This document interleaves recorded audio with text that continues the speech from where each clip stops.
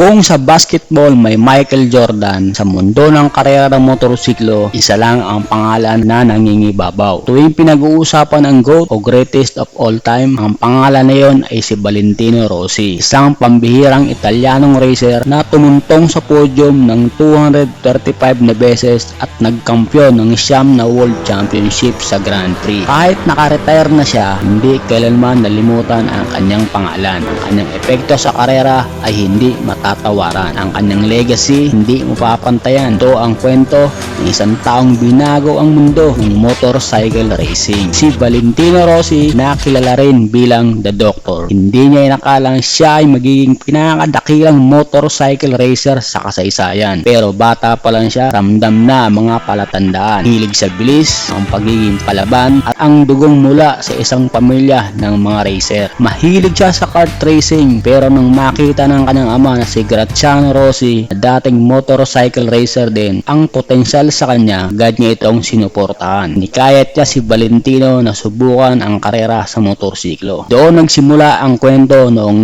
1993 nang bigyan siya ng unang malaking oportunidad na sumakay ng 125cc na motor ni Paolo Pilleri, isang dating world champion. Sa tulong ng kanyang ama at ng ilang tao sa racing world, sumabak si Rossi sa 125cc Italian Sport Production Championship gamit ang isang Kiba Mito. Sa unang karera niya, hindi naging maganda ang simula. Nakrush siya agad sa unang liko, wala pang 100 metro mula sa pit lane. Pero imbes na panghinaan ng loob, naging mas determinado siya. Pagtatapos ng season na yon, nagka-pole position siya at podium finish. Noong 1994, muling sumabak si Rossi sa Italian 125cc Championship gamit niya isang prototype na Sandre na may Rotax engine, isang motor na binuo ni Guido Mancini, isang dating rider at mekaniko. Naging makasaysayan ang tambalan nila at nagsimulang bumubuo ang pangalan Rossi sa local racing scene. Pagsapit ng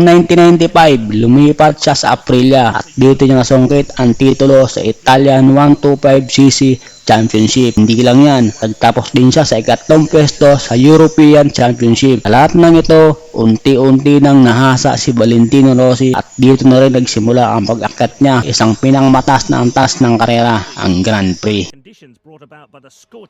Noong 1996, sa edad na 17, tuluyan ang pumasok si Valentino Rossi sa mundo ng Grand Prix motorcycle racing. Ang kanyang rookie season, isang halo ng pag-asa at mga leksyon sa karera. May mga consistent na pagtatapos na may puntos, pero meron ding mga pagkakataong hindi niya natapos ang laban. Pero sa Austrian Grand Prix, dito unang tunay na nagpakilala si Rossi sa buong mundo. Doon niya nakuha ang kanyang unang podium finish sa pamamagitan ng isang ikatlong pwesto, isang patikim ng ito ng paparating. Ang tunay na breakthrough ay nangyari sa Czech Republic Grand Prix, kung saan nabot niya ang isang milestone double, ang kanyang unang pole position at ang unang panalo sa karera sa 125cc class. Sakay ng kanyang AGV Aprilia RS125R na ipagsabayan siya kay Jorge Martinez, isang matinding labanan, pero sa huli nanaig ang galing at tapang ni Rossi. Sa huling bahagi ng karera, ipinakita niya ang tinatawag na demon braking, isang matinding pagpreno sa huling sandali at naiwan niya si Martinez. Tila bang pinigilan niya ang hininga ng buong crowd habang palapit sa finish line at sa wakas nakuha niya ang kanyang kauna-unahang Grand Prix victory. Noong 1997, sakay na ng opisyal na Aprilia Factory Team, naging halos wala kapantay sa Rossi. Nanalo siya ng 11 sa 15 karera at nasungkit ang 125cc world title na may kabuuang 321 points. Dito rin nagsimulang lumabas ang kanyang masayahin at malikot na personalidad. Nag-uusapan na ng mga fans hindi lang ang panalo niya sa track, kundi pati na rin ang mga kakaibang selebrasyon. Pagsapit ng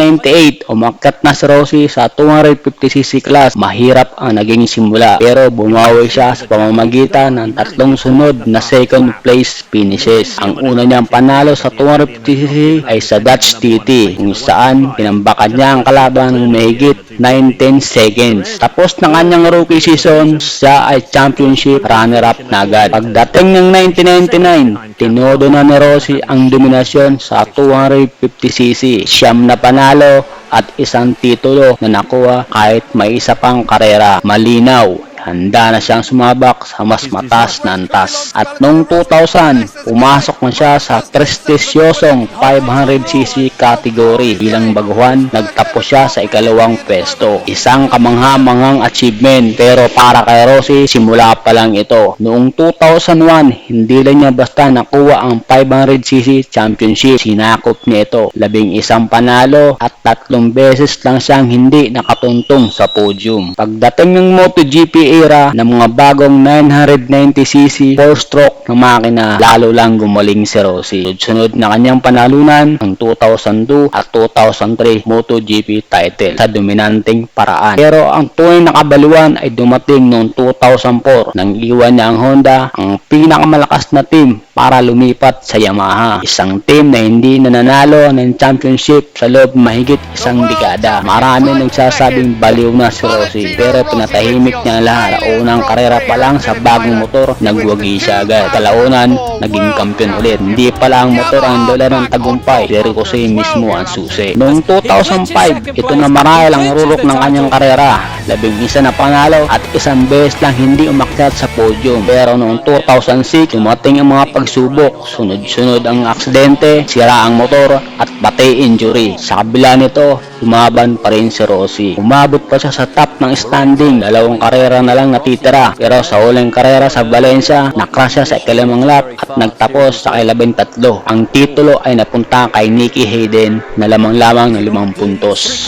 Hindi siya sumuko. Noong 2007, bumawi siya. Nakakuha ng 4 na panalo, nagtapos sa ika-3 pwesto. 2008, binawi niya ang corona. 9 na panalo, ang kanyang ika-8 world title. Nagpalit pa siya ng gulong mula Michelin papuntang Bridgestone sa kalagitnaan ng season. Isang race na nagbunga ng tagumpay. 2009, isa na namang championship na nasungkit na, kabila ng matinding labanan kontra sa teammate na si Jorge Lorenzo. Pero noong 2011, nagdesisyon si Rossi na lumipat sa Ducati. Sa kasamaang palad, hindi naging maganda ang resulta. Hindi siya nag-adapt sa motor at sa loob ng 2 taon at tong podium finishes lang ang naitala. Marami nagsimulang magduda. Tapos na nga ba si Rossi? Pero hindi pa pala. Noong 2013, bumalik siya sa Yamaha. Agad na bumangon. Nanalo ulit sa Dutch TT. Ang unang panalo niya matapos ang higit 2 taon. Sa 2015, muntik na niya makuha ay ika-10 titulo. Pero nasangkot siya sa isang kontrobersyal na insidente laban kay Marc Marquez sa Malaysian Grand Prix, na kung saan si Rossi na sinipa si Marquez naging dala ng pagkakras nito, bagay na marin niyang itinanggi. Sa uli, natalo siya kay Lorenzo ng 5 puntos lamang. Kahit masakit ang pagkatalo, hindi tumigil si Rossi. Sa 2016, tapos siya ulit sa ika-2 pwesto. Pero habang lumalakas ang mga bagong henerasyon tulad ni Marquez, unti-unting lumalabaw ang tsansa ni Rossi para sa ika-10 titulo. Mula 2017 hanggang 2020, dumalang ang kanyang mga podium finish. Kahit ganon, nanatiling paborito si Rossi ng mga fans sa buong mundo. Noong 2021, sa edad na 42, opisyal niyang inanunsyo ang kanyang pagretiro. Sa kanyang huling karera sa Valencia, nagtapos siya sa ika-10 pwesto. Isang makasaysayang 26 season ang kanyang nilakbay sa pinakamataas na antas ng karera. Kahit sa huling bahagi ng kanyang karera, ang kanyang karisma, galawan at pagmamahal sa karera ay hindi nawala. Si Rossi ay hindi lang champion, isa siyang